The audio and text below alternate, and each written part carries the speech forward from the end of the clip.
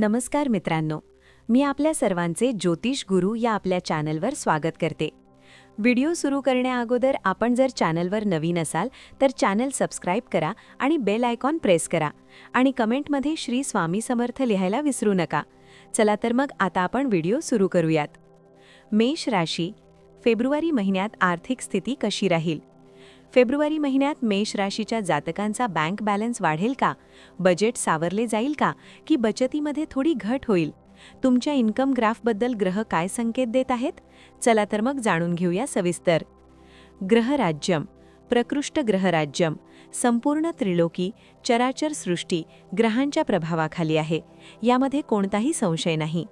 ग्रहांचा प्रभाव सर्वसामान्य माणसांवर निश्चितपणे पडतो.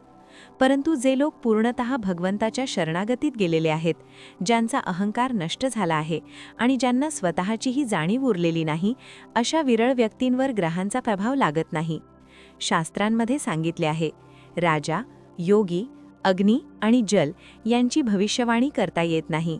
राजा कधी काय करेल सांगता येत नाही, योगी कधी काय करेल सांगता येत नाही, अग्नी काय करू शकत नाही हे सांगता येत नाही आणि जल काय करू शकत नाही हेही सांगता येत नाही.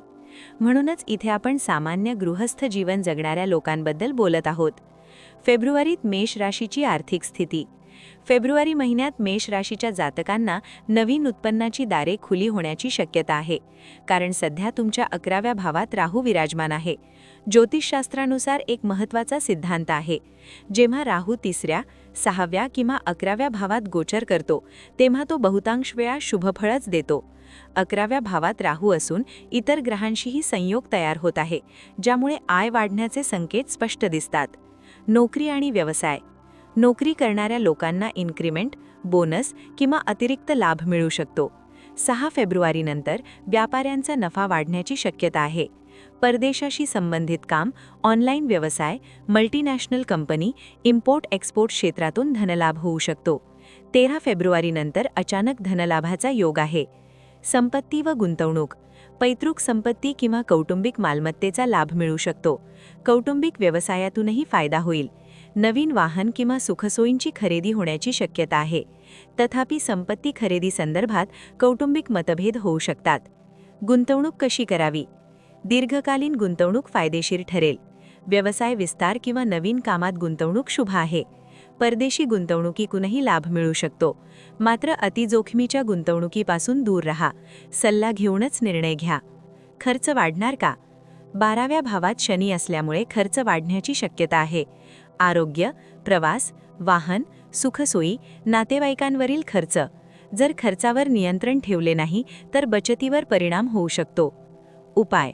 फेब्रुवारी महिना शुभ करण्यासाठी तुम्हाला फार काही करायची गरज नाही. दररोज सकाळी स्नानानंतर नित्यकर्म आणि पूजेसोबत ओम हंग हनुमतेये नमः हा हनुमान बीज मंत्र कमीत कमी 108 वेळा जप करा. हा मंत्र अत्यंत प्रभावी आहे, कारण तुमचा राशीस्वामी मंगळ सध्या अस्त आहे. दर मंगळवारी हनुमान मंदिरात दर्शन घ्या. निश्चितच फेब्रुवारी महिना तुमच्यासाठी आर्थिकदृष्ट्या उत्तम ठरेल. व्हिडिओ जर आवडला असेल तर लाईक करा, शेअर करा आणि चॅनलवर जर नवीन असाल तर चॅनलला सबस्क्राईब करून बेल आयकॉन प्रेस करा आणि कमेंटमध्ये श्री स्वामी समर्थ लिहायला विसरू नका.